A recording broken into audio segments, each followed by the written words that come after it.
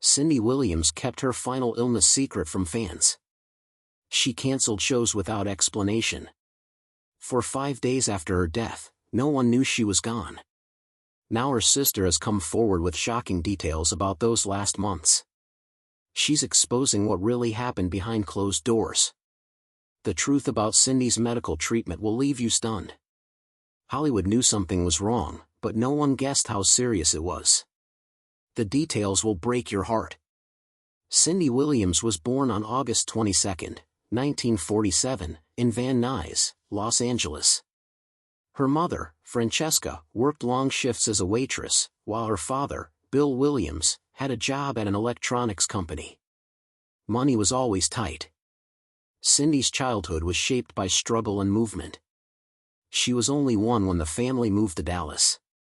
Then at 10, they returned to Los Angeles. These changes forced her to constantly start over, and that made her adaptable. It also taught her how to connect with people fast, something that would later help her in show business. She wasn't an only child. She had a close bond with her younger sister Carolyn and a half-brother named Jim from her mom's first marriage.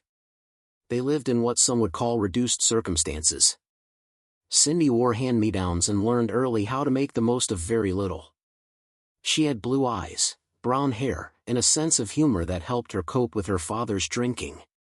He could be unpredictable, but he also made her laugh by doing impressions of Jackie Gleason and Milton Berle. Those moments stuck with her. Comedy felt like safety. Church became her escape. At Sunday school, she felt protected from the chaos at home. She acted in little plays there and even dreamed that Debbie Reynolds might walk in and discover her. Cindy later said that performing made her feel powerful even when life at home made her feel small. At school, she joined theater productions and impressed teachers with her timing and expressions. When she graduated from Birmingham High School in 1965, one of her classmates was Sally Field. Cindy wasn't just dreaming anymore, she was preparing. After high school, she studied theater at Los Angeles City College. It wasn't glamorous. She waitressed to survive, often working late shifts and auditioning during the day. She lived on 4 to 5 hours of sleep and kept a notebook where she tracked 157 failed auditions before she finally booked her first national commercial. Her big break didn't come overnight. For years, she lived in a tiny apartment in Hollywood for $175 a month, sometimes down to her last $20. But she never gave up. By 1969, things began to shift. She got noticed in a Foster Grant sunglasses commercial. Then came more ads, TWA Airlines and others, that paid the bills and got her face on TV. She had small roles in shows like Room 222 and Love, American Style, but they were never leads. She was always the neighbor or the girlfriend. Still, every role meant one step forward. Then came the moment she never forgot. In 1970, while working on a variety show called The Funny Side, she had to dance with Gene Kelly. Nervous, she stepped on his foot mid-spin. He never let it show, finishing the number like a pro. Years later, they performed together again and she stepped on his foot a second time. He just laughed and said, "Some things never change, kid." That kind of charm, messy, real, and a little awkward, became her signature. In 1971, she was accepted into the Actors Studio West. It was a huge honor, but her schedule was packed and she couldn't attend regularly. Around this time, she started getting noticed by bigger names. In 1972, legendary director George Cukor saw her in a small play and cast her in Travels with My Aunt. Suddenly, she was on screen with Maggie Smith and working under a man who had helped shape stars like Katharine Hepburn.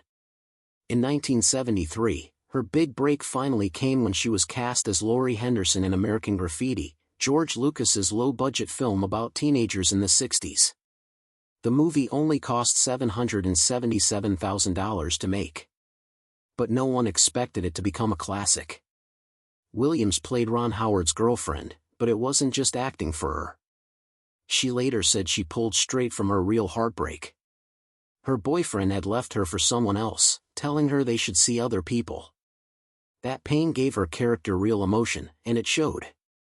The dance scene with Howard, where they smile for the crowd while arguing under their breath till smoke gets in your eyes, became one of the most powerful moments in the film.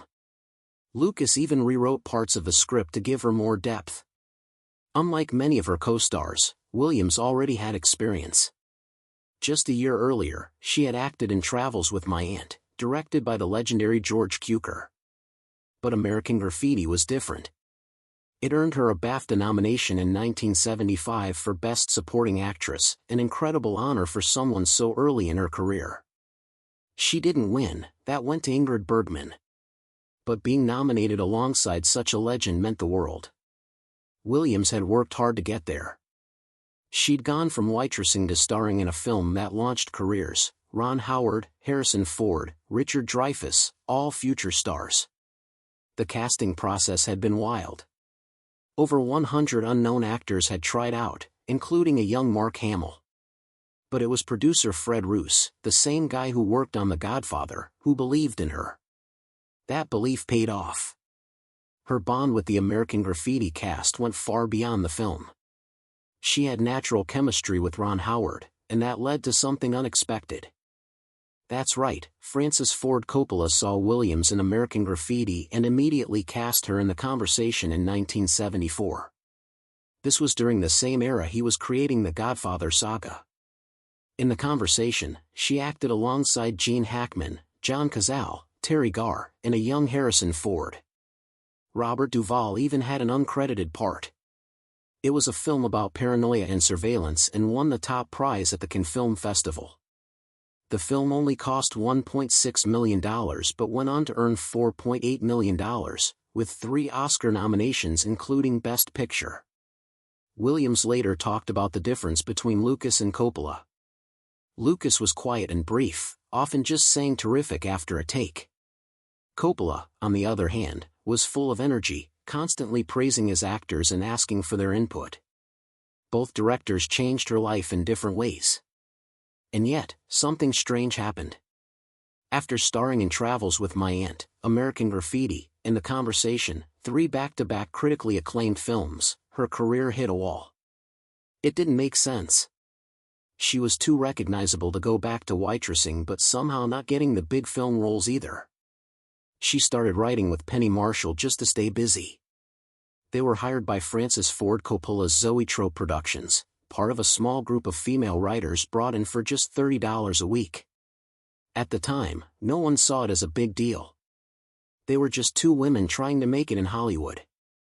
But something important happened. While they were writing together, they developed a strong creative bond. They figured out how to bounce ideas, how to punch up jokes, and, without even realizing it, how to build the chemistry that would one day define their careers. Then in late 1975, everything changed with a single phone call. They were working on a script when Gary Marshall, Penny's brother and the creator of Happy Days, called out of the blue. He asked them to take a week off and play 2 girls going on a double date with Fonza and Richie. Williams remembered laughing at how Gary described the characters as the girls who date the fleet. She joked, "Hookers, this will be fun." They didn't think much of it. It was just 1 episode, a quick paycheck, and a silly little role. So they said, sure. On November 11, 1975, they walked into Paramount Studios not knowing they were about to change TV history. When the episode aired on January 27, 1976, viewers instantly fell in love with the 2 girls from Milwaukee. Williams played Shirley, the sweet one. Marshall played Laverne, the tough one. In the episode, Richie asks Fonza for help after a breakup, and Fonza calls up Laverne and Shirley for a double date. That was it.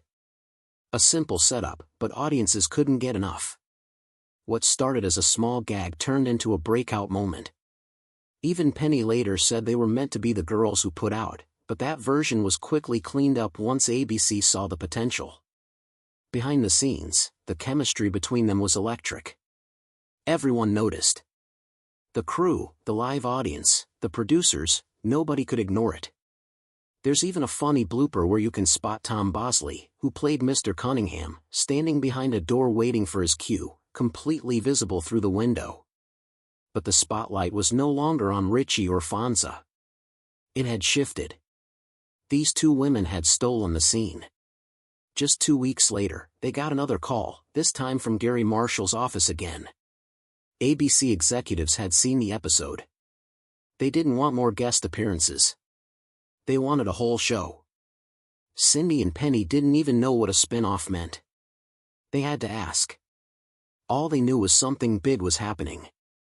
The connection between them was more than just acting. Williams said it felt like telepathy. They didn't need to rehearse much. They just knew what the other would do.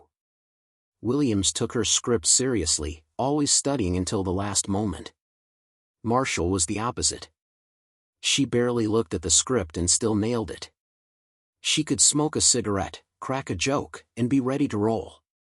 Somehow, it worked. Their differences made their partnership stronger. And just because of her chemistry with Penny Marshall, she got into the next big project.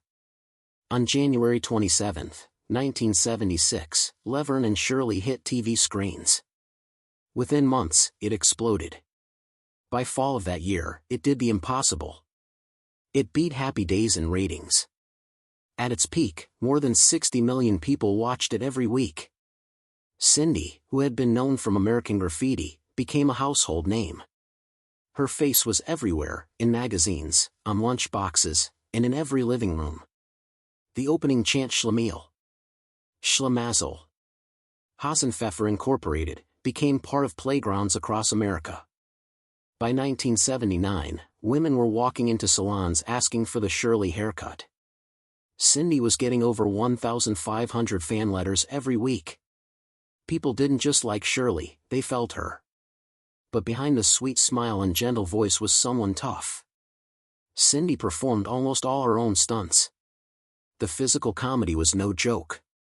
In one 1978 episode, she had to wrestle bottles on a conveyor belt for 37 takes. She got 3 bruised ribs but kept going. For the roller skating scenes in 1977, she did the splits on camera with no skating experience.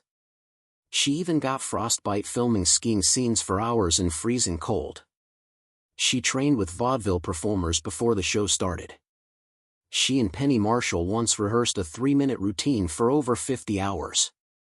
Her fearless stunts earned her the nickname the female Buster Keaton. In January 1978, her work got serious recognition. Cindy was nominated for a Golden Globe as Best Actress in a Comedy. She was up against legends like Carol Burnett and Jean Stapleton. She didn't win, but it changed everything. Now people in the industry saw her as more than half of a duo. Studios offered her big deals, more money, starring roles, and creative control. She turned them all down. She stayed loyal to Laverne Shirley. Her loyalty paid off in new ways. Her contract gave her more power than most actresses had in that era. But things started to fall apart. In 1980, the show moved from Milwaukee to California. The brewery jobs were gone. So was the magic. According to her lawsuit, Gary Marshall tried to push her out because of the pregnancy. She claimed the studio promised to accommodate her. They said they'd write it into the story, let her work safely until October, and pay her the full $75,000 per episode plus $37,500 per rerun. But then they backed out. Cindy felt betrayed. The deal was off, and she was forced into an impossible situation, her baby or her career. In August 1982, she filed a $20 million lawsuit against Paramount, half in general damages and half in punishment. Her husband supported her, but his presence also caused tension on set. Penny Marshall later admitted she didn't get along with Hudson, saying he made things harder. Everything came to a head fast. Cindy only appeared in 2 episodes of season 8. Then Shirley vanished. No goodbye, no send-off, just a note left behind saying she moved with her husband. Viewers were shocked. The show kept the name Laverne Shirley, even though it was now just Laverne. Penny Marshall had to deal with confused fans asking, "Where's Cindy?" She called the whole thing a drag. Cindy's exit from one of the biggest shows on TV came at a huge cost. She walked away from a $165 million contract that year, not counting reruns. The lawsuit was eventually settled quietly, but the damage was done. Her future in Hollywood suddenly became uncertain. Rumors swirled. Some said she had made outrageous demands. Others blamed a feud with Penny. But Cindy stayed mostly quiet, focusing on her new role as a mother. When Cindy Williams married Bill Hudson on May 1, 1982, it wasn't just a wedding, it was the start of a messy emotional roller coaster. Bill had just finalized his divorce from Goldie Hawn, and Cindy stepped straight into a complicated family. Cindy and Bill's marriage lasted 18 years, ending in 2000. But long before the divorce, Cindy had already faced a life-changing decision. In early 1982, she found out she was pregnant with their daughter Emily. At the time, Laverne Shirley was heading into its 8th season, and Cindy was one of TV's biggest stars. She thought she could keep working while pregnant, maybe hide behind furniture on set like actresses often do. But producers demanded she keep filming right up to her due date, a move that today would raise serious legal questions. Cindy refused. She looked at the contract and said, "I can't sign this." Just 2 episodes into the new season, she walked away. That decision cost her the role of Shirley Feeney and sparked a $20 million lawsuit, which later settled quietly. Emily was born later that year, and Cindy stepped back from the spotlight. Her exit became a turning point not just in her life but for how Hollywood treated pregnant actresses.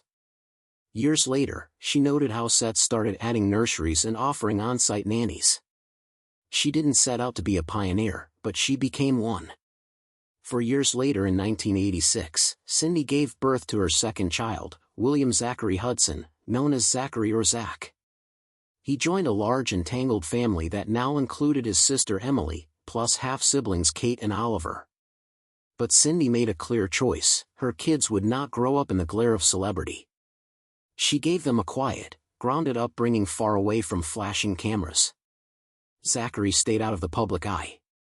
One rare exception came in 2004 when he joined Cindy and Emily at her Hollywood Walk of Fame ceremony. He was about 18. Then in 2006, things got even more complicated. Bill Hudson had another child, daughter Lania, with his girlfriend Caroline Graham. That meant Zachary and Emily now had another half-sibling. Through it all, Cindy stayed focused on protecting her children's privacy. Meanwhile, Kate Hudson publicly expressed in 2021 that she wanted to get closer to her other siblings, including Zachary and Emily. It was clear the wounds left by Bill's fractured relationships hadn't fully healed, but there was at least hope. While Cindy's family life grew, her career had to shift. After leaving Laverne Shirley, she tried to keep acting, but it wasn't easy. Her first big post-sitcom project was a quirky sci-fi comedy in 1983 called The Creature Wasn't Nice, also known as Naked Space or Spaceship. It had a $2 million budget and starred Leslie Nielsen. Cindy even sang 2 songs in it, but the film flopped, re-edited into multiple versions that never quite landed with audiences. She followed that with UFO, a low-budget sci-fi film she had actually shot back in 1981. In it, she played Arlene, a lonely supermarket worker obsessed with aliens. It co-starred Fred Ward and Harry Dean Stanton. But the film got shelved and didn't release until 1985. It later limped out on VHS in 1987. These roles were a far cry from her primetime sitcom days, and it was clear that Cindy's fame was fading.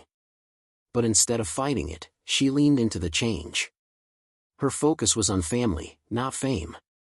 After leaving Laverne Shirley in 1982, Cindy Williams hoped for a strong comeback.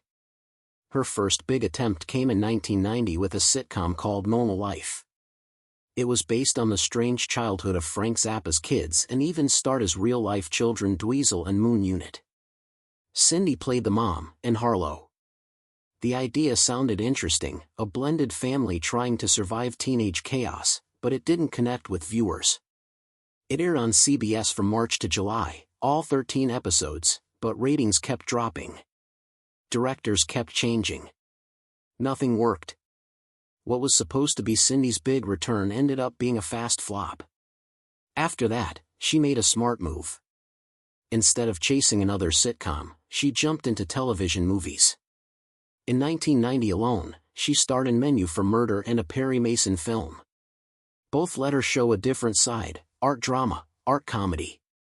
In 1991, she played a role in Earth Angel, a fantasy TV movie that showed her range again.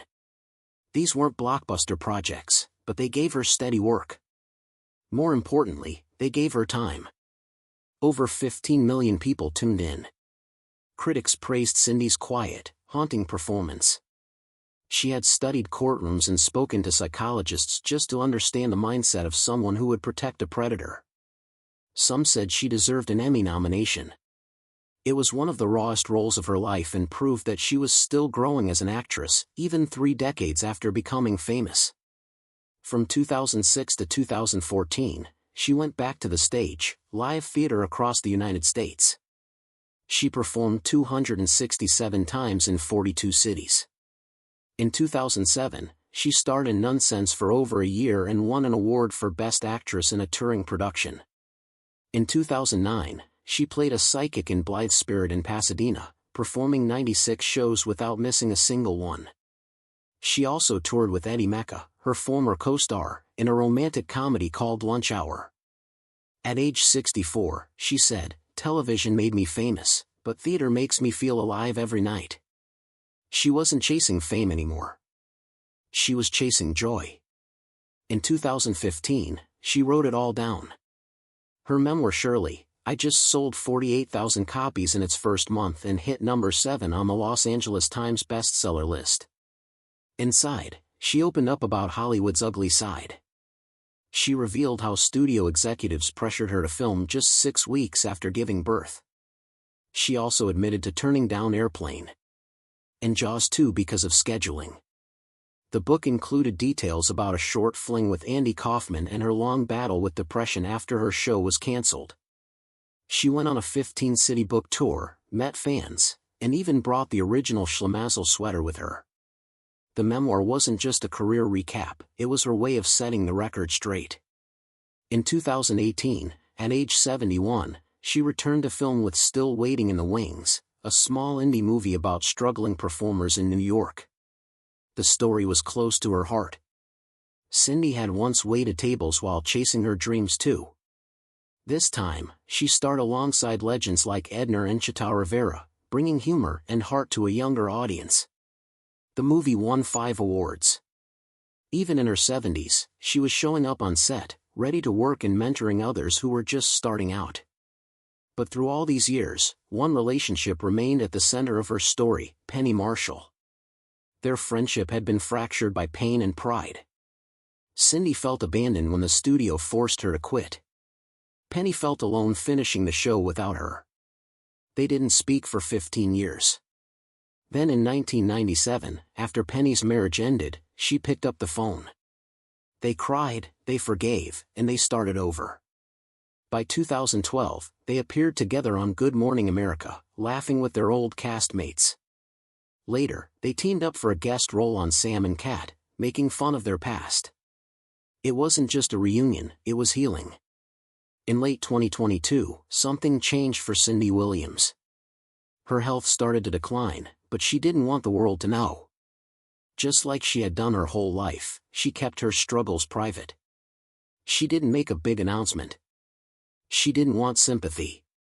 Instead, she quietly pulled back from the spotlight. By November, people close to her noticed she was canceling appearances for her one-woman show, Me, Myself and Shirley. The show had been doing well across the United States, and fans were excited to see her. But behind the scenes, Cindy was facing something serious. Only her kids and a few trusted friends knew how bad it really was. She didn't want the media talking about it. She didn't want her illness to overshadow her work. Even while getting treatment, she was still reading scripts, still thinking about future projects. That was who she was, someone who loved to work and stayed dedicated until the end. Her team protected her privacy. When reporters asked questions, they simply said she was taking time to rest and recover. They kept the focus away from her illness so she could spend her final days where it mattered most, with family. By early January 2023, things took a turn. Her condition got worse, but nothing was said publicly. Cindy didn't want attention. She just wanted peace. On January 25, 2023, Cindy passed away in Los Angeles. She was 75. Her family didn't announce it right away. They waited 5 days. On January 30th, her children, Zach and Emily Hudson, shared the news in a statement through family spokeswoman Liza Crannies. They wrote, "The passing of our kind, hilarious mother Cindy Williams has brought us insurmountable sadness that could never truly be expressed. Knowing and loving her has been our joy and privilege. She was one of a kind, beautiful, generous, and possessed a brilliant sense of humor and a glittering spirit that everyone loved." There was something deeply moving about the timing. Cindy died just 5 years after her longtime friend and Laverne and Shirley co-star Penny Marshall. Penny had also passed at 75 back in December 2018 from complications related to diabetes. Their careers had always been connected, and now so were their final chapters.